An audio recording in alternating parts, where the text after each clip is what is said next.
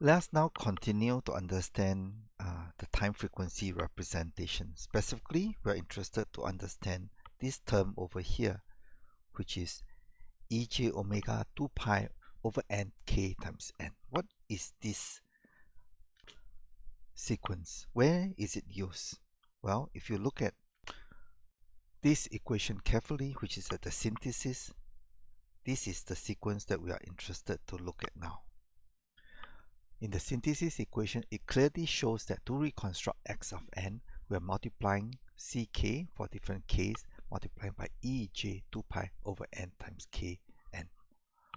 This is a complex exponential, and we'll now visualize it. This shows for n equals to 8, capital N equals to 8. For different small n equals to 0 to 7. And what does a complex exponential looks like? Well, I draw it for you. This is the real axis, and this is the imaginary axis. And the cross coming forward is time in n. So this is n equals to 0, n equals to 5, n equals to 10. So what is this? The first one, it is ej 2 pi over n, where n is 8 in this example, for different small n. It is this complex exponential that is rotating anti-clockwise. This is a 3D figure of it. The red dots over here is for different n. So this is n equals to 0, this is n equals to 1, n equals to 2, n equals to 3, and so on and so forth. So n equals to 0, 1, 2, 3, 4, 5, 6, 7, and 8. And you realize that n equals to 8, it is at exactly the same point in the real axis.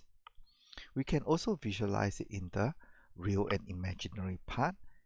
So in the real part, we see that for n equals 0, amplitude is 1, imaginary part is 0. N equals to 1, this is the real part, this is the imaginary part.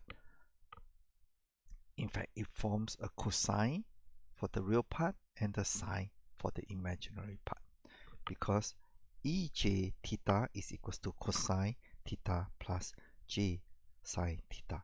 So as theta is varying, we get the real part of cosine and the imaginary part as the sine. The third way to look at this is this polar plot. This polar plot can be imagined that you are looking here, and this is the eye. You are looking into a time. So time is coming forward to you, and you are seeing the change of your complex exponential, and you're visualizing it only in 2D. So this is n equals to 0. This is n equals to 1, 2, 3, 4, 5, 6, 7. And when you reach n equals to 8, it repeats and lands at exactly the same point. So now we can see the complex exponential in these three different ways. Now this is for k equals to 1. It rotates one complete revolution in n samples. What about for k equals to 2? So it's ej 2 pi over capital N times k divided by n. Now you see it, the 3D form, which is nicer. You'll rotate and you'll rotate again. So in k equals to 2 means it rotates twice. In k equals to 3, it will rotate 3 times in 8 samples. So here the k is showing you the k harmonic. The higher the k, the faster it is rotating. Right.